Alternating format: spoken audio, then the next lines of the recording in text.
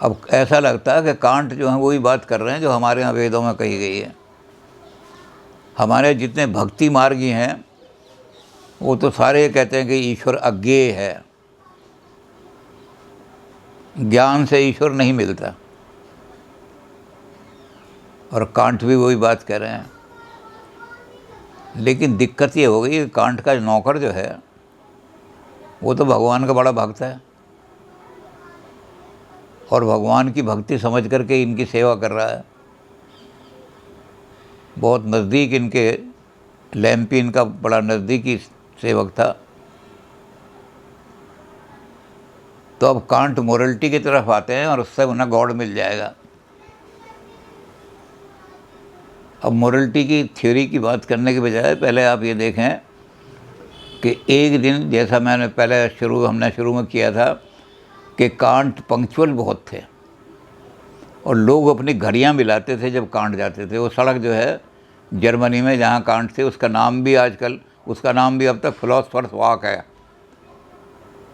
जब ये यूनिवर्सिटी जाते थे तो इनकी कोठी से तो उस सड़क का नाम ही उन्होंने फिलोसफर्स वॉक रख दिया है। अब भी आप जर्मनी में जाओ तो पता लगेगा फिलोसफर्स वॉक, और वहाँ ये होगा कि लोग कहते कि यहाँ खड़े होकर के लोग घड़ियाँ मिलाया करते थे कि कांट आएंगे तो घड़ियाँ मिला लो। योर वॉचेज में be wrong but professor can not be. तो कांट के कठोर बड़े नियम हैं, उनकी नैतिकता बड़ी कठोर है। और उसके बारे में एक और कहानी ये कही जाती है कि एक दिन बड़ी ज़बरदस्त बर्फ़ पड़ रही थी। जर्मनी के अंदर बहुत तकड़ी बर्फ़ पड़ती है। तो एक दिन बहुत तूफ़ान जैसा चल रहा था बर्फ़ का। तो कांट ने लैम्पी को बुलाया कि लैम्पी वो बर्फ़ वाला छाता जो है, हमारा स्नो वाला छाता लेकर के चलो बहुत। उसने कहा सर आज यूनिवर्सिटी में कोई भी नहीं आएगा इतनी तूफ़ान की। उन्होंने कहा नहीं कोई आए या नहीं आए मुझे तो जाना है, I am paid for that. मुझे इसी की तो तनख्वाह दी जाती है, जब तनख्वाह इस चीज़ की लेता हूँ तो जाना ज़रूरी है। या तो आज की तनख्वाह रिफ़ंड कर दूँ यूनिवर्सिटी को मैं कि आज मैंने काम नहीं किया इसलिए तनख्वाह वापस कर रहा हूँ एक दिन की। तो लैम्पी को बड़ा मेरे मालिक जो है मेरा बड़ा सनकी मालूम देता है, इसके दिमाग में कुछ सनक है कि ऐसी बर्फ़ में भी जा रहा है।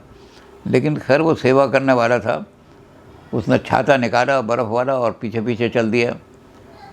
ये यूनिवर्सिटी में पहुँचे, क्लास में गए, क्लास में बैठे, 1 घंटे का पीरियड होता था। 1 घंटा पीरियड में बैठे रहे। जब वहाँ से चलने लगे तो लैम्पी ने कहा कि सर मैंने तो पहले ही आपको कहा था कि आज कोई भी लड़का नहीं आएगा ऐसी बर्फ़ में। तो कांट कहने लगे लैम्पी if they have not done their duty it is no excuse for me not to do my duty. अगर उन्होंने अपना धर्म पूरा नहीं किया तो मैं इसको बहाना नहीं बना सकता जी मैं अपना धर्म पूरा क्यों करूं। मुझे तो अपने धर्म का पालन करना है। गीता में इस बात को कहा गया, हालांकि कांट ने गीता नहीं पढ़ी थी, कांट के बाद गीता पहुंची है हेगल के ज़माने में। लेकिन कांट वही बात कह रहे हैं, स्वधर्मे निधनम श्रेया परधर्मो भयावहा। अपने धर्म का पालन करते हुए अगर कोई आदमी मर भी जाए तब भी वो श्रेष्ठ है। और दूसरे अपना धर्म पालन कर रहे हैं या नहीं कर रहे हैं, अगर वो इसकी चिंता में रहा तो अपना भी धर्म निकल जाएगा, उसका कोई नहीं पालन कर सकेगा और दूसरों को कुछ कर नहीं सकता दूसरों का। तो कांट जो हैं बड़े स्ट्रिक्ट नैतिक वाले आदमी थे। अब वो अपनी नैतिकता का सिद्धांत कहाँ से निकालते हैं, पहले एक यूनिवर्सल सिद्धांत खोजते हैं, क्योंकि कांट कहता है कि आदमी के माइंड में कुछ यूनिवर्सल ग्रूव्स बने होते हैं। अब वो अपने ग्रूव्स को खोज रहे हैं कि कोई ग्रूव माइंड में कौन सा ग्रूव है जो सारी मॉरलिटी को ग्रहण करता है और फिर उसको अभिव्यक्त करता है। तो कांट ने खोजते खोजते एक चीज़ खोजी, that was good will. Can't ने कहा कि मॉरल लॉ जब भी आदमी के सामने आता है it always comes in the form of a command, आदेश के रूप में आता है। माँ बाप की सेवा करो, सुबह उठ करके भगवान का ध्यान करो, तो ये आदेश है, हुक्म है। तो इसको उन्होंने कहा इम्पेरेटिव। मॉरल लॉ हमेशा इम्पेरेटिव के रूप में आता है। अब ये इम्पेरेटिव के रूप में आता है तो हम इसको फॉलो करते हैं। हुक्म है, ये अंदर से आ रहा है हुक्म या भगवान की तरफ से आ रहा है कहीं से भी, लेकिन एक हुक्म आता है कि तुम्हें ऐसा करो। जब ये हुक्म आता है तो ये हुक्म ठीक है या नहीं ठीक है। तो कांट ने कहा जब ये आता है, इम्पेरेटिव आता है, तो हमें देखना पड़ता है कि ये इम्पेरेटिव जो है इसके साथ कुछ कंडीशन लगी हुई हैं या ये अनकंडीशनल है। जो अनकंडीशनल आदेश है वो तो मानने योग्य है, और जो अनकंडीशनल नहीं, कंडीशन जिसके साथ लगी हैं वो मॉरल लॉ नहीं हो सकता, वो कॉजल लॉ तो हो सकता है। यदि तुम घी खाओगे तो तुम्हारी सेहत बन जाएगी, ये मॉरल लॉ नहीं है, ये तो कॉजल लॉ है, फिजिकल लॉ है, फिजिक्स का बायोलॉजी का लॉ है। मॉरल लॉ इस तरह नहीं होता, इसमें इफ़ लगाओ, वहाँ इफ़ की ज़रूरत नहीं होती, वहाँ तो होता है ऐसा करो, ये करना ही है। तो इसको उन्होंने कहा ये निरपेक्ष होता है, अनकंडीशनल, कोई कंडीशन नहीं होती। तो इसलिए हमें देखना पड़ता है कि कौन सी चीज़ ऐसी है जो अनकंडीशनल भी गुड है। हर एक चीज़ में कंडीशन लगी होती है, हाइपोथेटिकल, लेकिन एक चीज़ ऐसी खोजनी है जिसमें कंडीशन ना हो। एक आदमी ने कहा ये बताओ सेहत बनाना अच्छा है या ख़राब है, तो लोग कहेंगे सेहत बनाना बहुत अच्छा है। कांट कहेंगे नो, अगर सेहत बनाने से तुमने दुनिया को पीटना है, तो मैं इसलिए सेहत बना रहा हूँ कि 5-7 आदमियों को सड़क पर अकेला पीट लूँगा और लूट लूँगा, तो सेहत बनाना अच्छा नहीं है। और अगर सेहत इसलिए बना रहे हो कि इस सेहत से मैं दुनिया का कल्याण करूँगा, तो सेहत बनाना अच्छा है। तो गुड और बैड कोई चीज़ दुनिया में नहीं है, एक ही चीज़ ऐसी है जो अनकंडीशनली गुड है, that is good will. Kant कहते हैं दुनिया के अंदर नथिंग इज गुड और bad without condition except good will, and good will is that wills good always. Good will की परिभाषा क्या है? जो हमेशा गुड ही करती है वो गुड विल है, कोई कंडीशन नहीं लगाती, हमेशा गुड करेगा। मेरी ड्यूटी क्या है वो उसको पूरा करेगी। और गुडविल जो है वो does not depend on anything, conditional नहीं है। तो कांट ने उन लोगों को जो प्लेजर को ज़िंदगी का उद्देश्य मानते थे उनको कंडेम किया कि प्लेजर आए या ना आए, कॉन्सिक्वेंसेस क्या हों, कॉन्सिक्वेंसेस पर गुडविल डिपेंड नहीं करती। Whatever may be the consequences, goodwill always shine as a jewel. उसकी एग्ज़ाम्पल भी है कि एक डैमसल जो है, बड़ी सुंदर औरत, वो अकेले में जा रही है और 2 गुंडे जो हैं उसके पीछे लग जाते हैं। वो बचने के लिए इधर उधर जाती है, कोई सहायता नहीं मिलता। एक आदमी खड़ा हुआ है कहीं मंदिर के चबूतरे पर या कहीं भी खड़ा हुआ है, और वो ये देखता है कि 2 गुंडे इसका फॉलो कर रहे हैं, ये इसका शील भंग करेंगे, इसकी इज्जत लूटेंगे, तो मेरी क्या ड्यूटी है? अंदर से गुडविल कहती है इसकी रक्षा करो। वो आदमी कूद पड़ता है और वो उन गुंडों को रोकता है, लेकिन गुंडे हैं 2, ये अकेला है। वो गुंडे इसको मार देते हैं, और मारने के बाद वो इतनी देर में लड़की आगे चली गई थी तो दौड़ते हैं उसे पकड़ने के लिए, जाके उसे पकड़ लेते हैं, उसकी इज्जत भी लूट लेते हैं। कॉन्सिक्वेंस तो मिले नहीं, आपकी जान भी चली गई, कॉन्सिक्वेंसेस।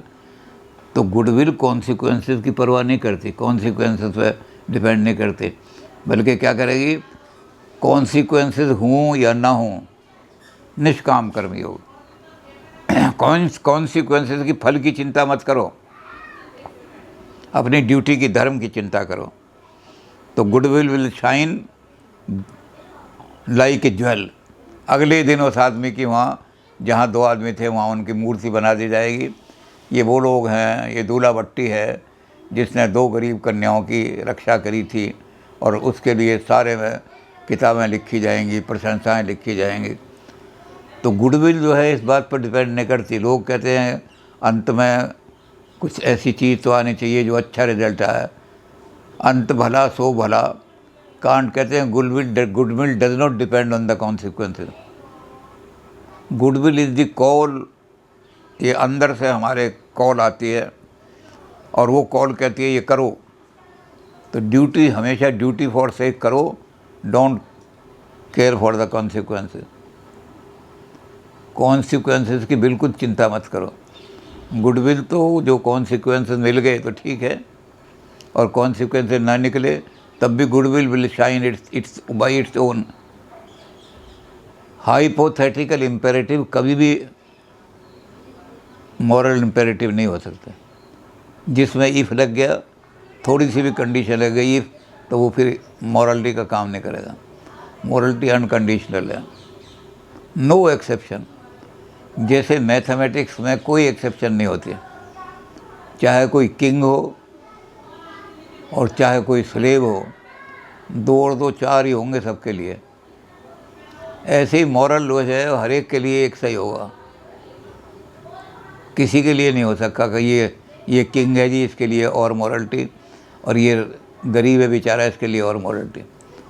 जो काम बुरा है वो सबके लिए बुरा है, और जो काम अच्छा है वो सबके लिए अच्छा है। जिसमें गुडविल लगी है वो काम सबके लिए अच्छा है।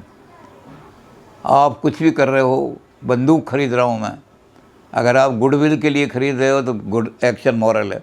अगर आप गुडविल के लिए खरीद रहे हो तो एक्शन मॉरल नहीं है, मॉरल है। तो गुडविल जिस चीज़ के साथ जुड़ जाती है उसको मॉरल बना देती है। और गुडविल जो है एक अंदर का सेंस है ऐसा विच ऑलवेज गुड, वो ऑलवेज गुड ही करती है वो हमेशा। उस गुडविल की आवाज़ को सुनना चाहिए आदमी को, ज़रूरी है कि गुडविल की आवाज़ को सुने और उसके हिसाब से अनकंडीशनल काम करे, कोई कंडीशन नहीं। मेरे घर वालों को एमपी का टिकट मिलेगा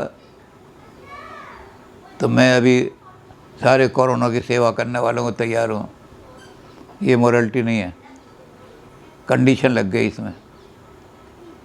और अंदर से आवाज़ आ रही है कि सेवा करो चाहे कुछ भी हो, तो गुडविल जुड़ते ही वो चीज़ मॉरल बन गई। तो कांट ने कहा कि एक्सेप्ट गुडविल, दुनिया में कोई चीज़ गुड नहीं है, गुड और बैड नहीं है। ना आप उसको गुड कह सकते हैं ना बैड कह सकते हैं। गुडविल लग गई तो वही चीज़ गुड बन जाएगी, और गुडविल नहीं लगी तो वही चीज़ बैड बन जाएगी। कुछ भी काम करो, अगर गुडविल से काम किया है तो ठीक है, अगर गुडविल नहीं है तो इसका मतलब तुमने इमोरल काम किया। कोई भी चीज़ ले लो।